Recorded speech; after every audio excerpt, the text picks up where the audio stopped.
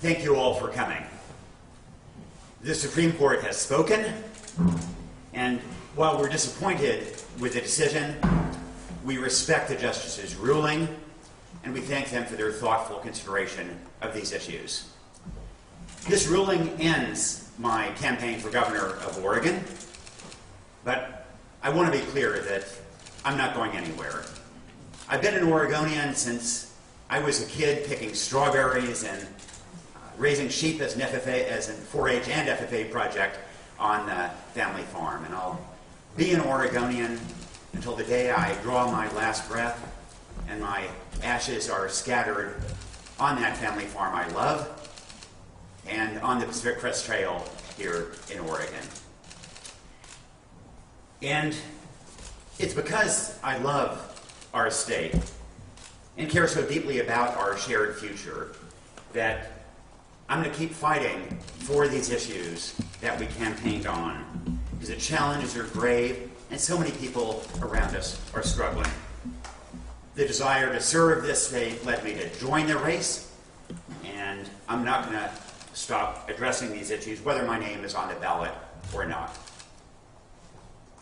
Over the past few weeks, as the court was deliberating, I was continuing to travel the state, listening to voters. And what I heard over and over was that they're worried. They're worried about a housing system that has left too many people struggling to put a roof over their heads. They're worried about an economy that seems to be growing more unfair by the moment, providing fewer opportunities for Oregonians to live the good life. They're worried about an ever-increasing number of people who simply can find no shelter. They're worried about a criminal justice system that too often provides neither public safety nor justice for people, no matter what we look like or where we come from. And people are worried about a climate emergency that is already disrupting our lives with extremes like 117-degree days, or those Labor Day forest fires we remember. They're worried about a future of decline and drift in Oregon, and they know something needs to change. I joined this race in part because I saw people close to me who were struggling because of a political system that too often refused to take on issues because they're hard. I've seen friend after friend fall into a vicious spiral of unemployment, despair, addiction, violence, and homelessness. And it continues to this day.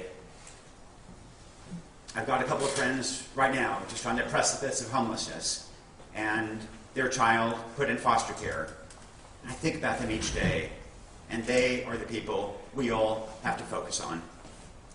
This is a moment. These are the kinds of stories that are familiar to Oregonians all around our state. Fundamentally, there are 22,000 children here who are homeless. 22,000. We have to fix that urgently. This is a moment of crisis. It affects us all. And far too many of our families and friends and neighbors are left to struggle and suffer with the impact of those choices on their own because the political system believes these issues are too hard. I believe that they're too hard not to address. And while I will not have the opportunity to take them on as governor, I remain deeply committed to doing everything in my power to keep moving Oregon forward on these issues and toward a brighter future. I spent my whole career trying to shine a light on some of the world's biggest problems around the globe and shining a light on potential solutions to them. I'm not going to stop that now, particularly as some of these problems affect this state that I love so much. Thankfully, I know I won't be fighting this fight alone. And Cheryl and I just want to express our enormous appreciation to those who've been working with us on this campaign, on this initiative, from our campaign chair, Carol Butler, our campaign manager, Margaret Jaros, our lawyer, in this case, Misha Isaac, who did an extraordinary job, and so many others here. Michaela, Kristen, Melissa, Levi, Elizabeth, Angela, Jill, and of course Anson and Danny, so many others. We are so grateful to this dream team. I wish the dream might have ended differently, but it's been an extraordinary privilege to work with these folks. My campaign has also received the support of people, thousands of Oregonians from every county in this state, who feel their voices haven't been heard, who want the opportunity to make a different choice for the state. And to those folks, I just urge you to stay engaged and stay hopeful, because I really do believe that we can achieve a better future, that we can address these problems if we do it together, not just talk about a brighter future for Oregon, but work together to make that happen.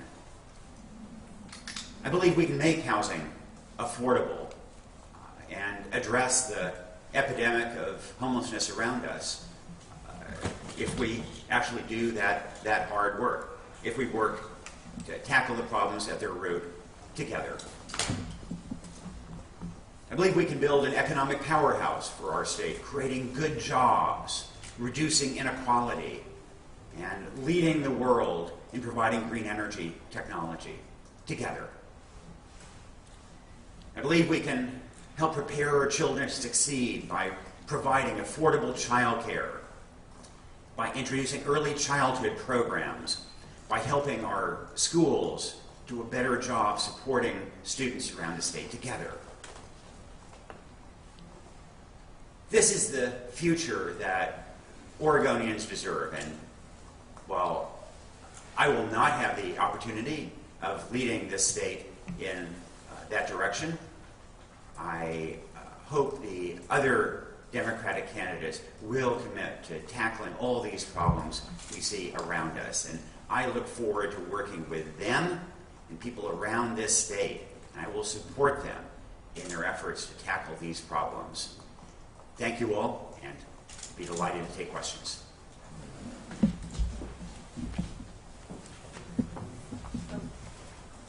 Is there anyone currently in the race that you might throw your support behind? House Speaker Tina Kotek, for example, or Tobias Reed? Look, I just found out about the decision. I'm going to have to sort out what I'm going to do. So at this point, I just don't know. Nick, in January, you said that the decision the Secretary of State made was a result of your challenge of the status quo, and that it was a reflection of the, quote, political class not liking that challenge. So are the 7 justices who made this decision part of that political class? I respect the Supreme Court. I respect their decision-making. I respect the care with which they provided the deliberation. I'm disappointed by their ruling, but I honor their service and their integrity. Is this really it? The court said you could ask for reconsideration or challenge the residency requirement in a different case. Do you plan to do that? This is the end of the road for my campaign. I will not challenge the court. I have great respect for the Oregon Supreme Court, and so I will find other ways to try to do what I can to about the issues that I care about. The journalistic toolbox has been one way I've tried to address issues I care about. The philanthropic toolbox has been another.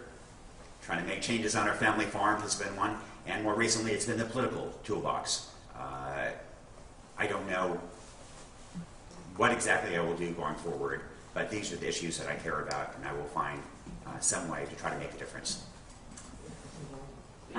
I'm wondering what your plans are for the donations you've received, particularly some of the larger out-of-state ones. Can donors expect to get their money back? You know, we're going to have to sort out what we do with the donations. I just haven't had a moment to think about it. That's going to, and I don't fully understand the legal issues involved. I'm going to have to sort that out. So as a journalist, you'll respect this. You're talking big picture stuff, and we always want to dial in things. So what's next for you? Will you go back to writing for the New York Times? Will you try and write for the Oregonian? And also, is this it for politics? Will you ever run again? What's next for me is a chance for Cheryl and me to go unwind. You know, whether in Lincoln City or not quite the right season for backpacking on the Pacific Crest Trail, but you know, but Cheryl and I will have to unwind, think about some of these issues. I just don't know what comes next. I really don't. You know, I had thought the decision might go a different way, and so what exactly I do, I just don't know, except that these are issues that I care very deeply about.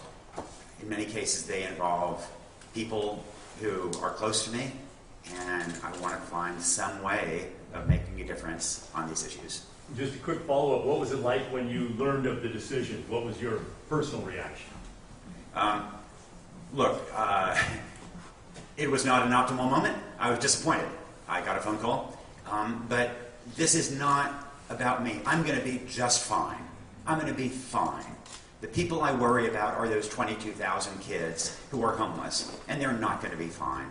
And they have to, whether we're in politics, whether we're in journalism, we have to make this about not just a horse race, but about our efforts to shine a light on people who need our collective help, and especially kids. And how exactly we do this is a little unclear to me right now, but that is the focus. It can't be about me, it's got to be about these broader challenges. All right, we're going over here.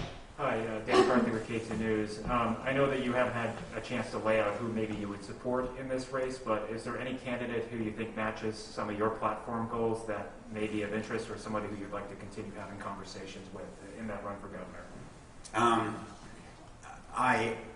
I just don't know. I've just got to sort this out.